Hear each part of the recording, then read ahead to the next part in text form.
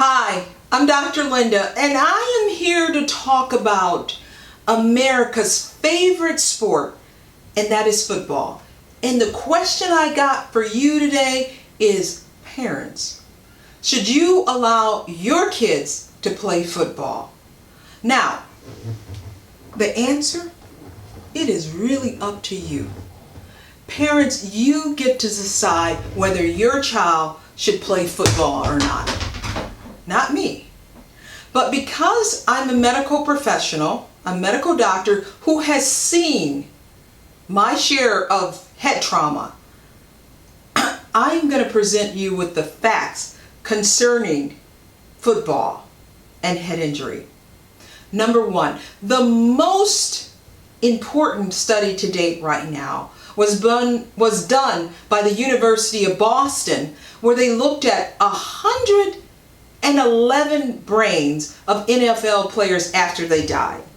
Now, what they found is all but one had what we call CTE, which is a chronic brain injury leading to depression, anxiety, and as you get older, or as they got older, dementia.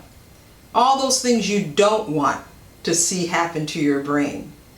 Well, you can only make that diagnosis of CTE after they're dead. So can't you see it, guys? Some of those girlfriends and wives saying, I told you there was something wrong with his brain. I told you something was wrong. And now there's proof. So, number two, 150,000 to 175,000 visits to the ER or the primary doctor from sports injuries to the brain. You can't ignore that number. That's a fact. Number three, did you know you could actually have brain injury without no bumps, no bruises, and no evidence of trauma? How is that happening?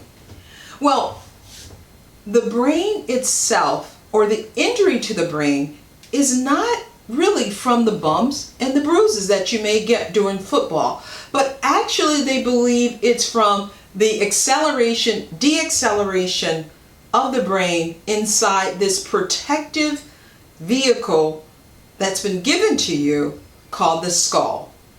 Now, the brain whips back and forth during certain tackles or during certain events during football. Well, it's sort of cute when you're singing, I whip my head back and forth, I whip my head. But when you're getting knocked repeatedly during a season of high school or college football, then that's a different story. Number four, helmet manufacturers are getting much better at making helmets that protect the actual brain. But as we said before, we in the medical profession like to use the analogy of the brain and an egg yolk. Well, the brain itself is inside of this protected bone called the skull. And the brain itself is like an egg yolk, and if you shake an egg back and forth, that yolk hits the side of the skull repeatedly. That's the brain. Well, that results ultimately from repeated injury in brain injury to the cells themselves.